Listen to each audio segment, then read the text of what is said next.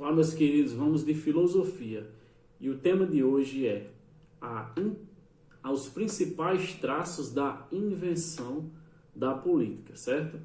Então, rompendo com o poder despótico, os gregos e os romanos, eles inventaram o poder político. Por quê? Separaram a autoridade pessoal privada do chefe de família do poder impessoal, que seria a coletividade, impedindo a identificação do poder político com a pessoa do governante. Eles separaram a autoridade militar e o poder civil, subordinando a primeira ao segundo.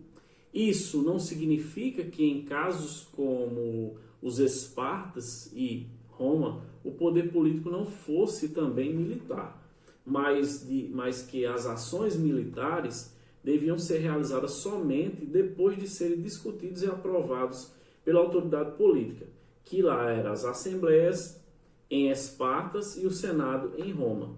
Eles separaram a autoridade mágico-religiosa e o poder temporal laico, impedindo tanto a divinização dos governantes como sua transformação em sumos sacerdotes. Eles criaram a ideia e a prática de lei como expressão de uma vontade e pública, definidora de punir crimes,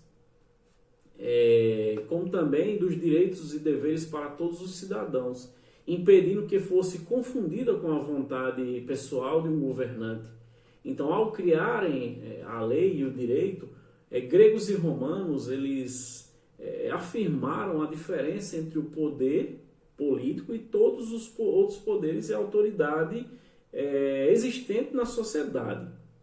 Certo? Isso porque conferiram uma instância impessoal coletiva, que seriam os tribunais, o poder exclusivo para instituir as leis e para utilizar a força, certo?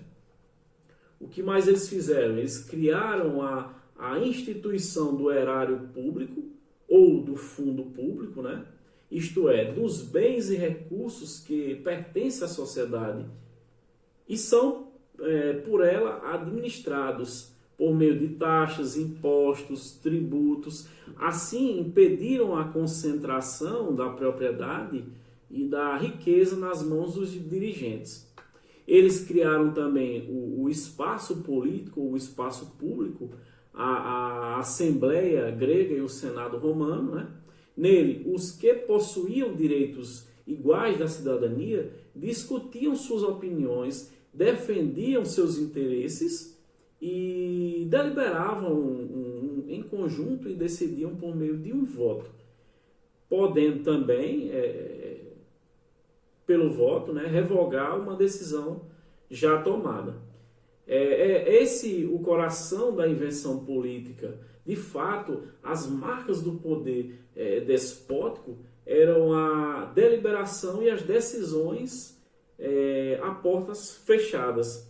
Então, a política, ao contrário, induz a prática da publicidade, isto é, a exigência de que a sociedade seja informada, conheça as deliberações e participe da tomada de decisão. Certo?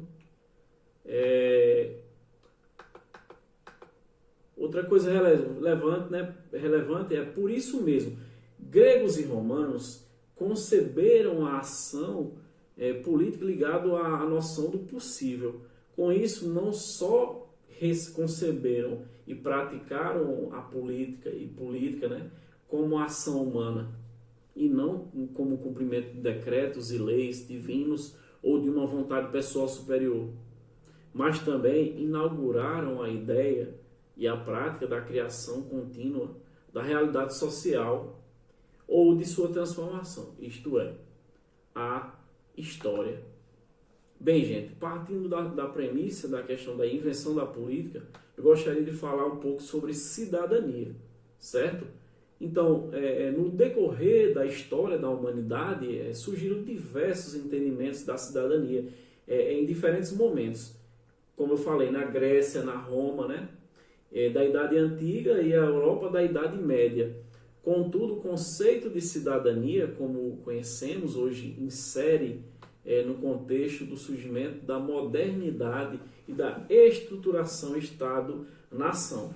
Então, a origem de cidadania vem do termo cidadania, tem a origem etimológica do latim civitas, né, que significa cidade, estabelece um estatuto de pertencimento de um indivíduo a uma comunidade politicamente articulada.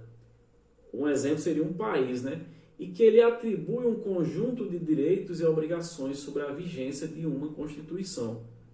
Ao contrário dos direitos humanos, que tendem à universalidade dos direitos de ser humano, na sua dignidade, a cidadania moderna, embora influenciada por aquelas concepções mais antigas, possui um caráter próprio e possui duas categorias, que seria formal e substantiva, certo?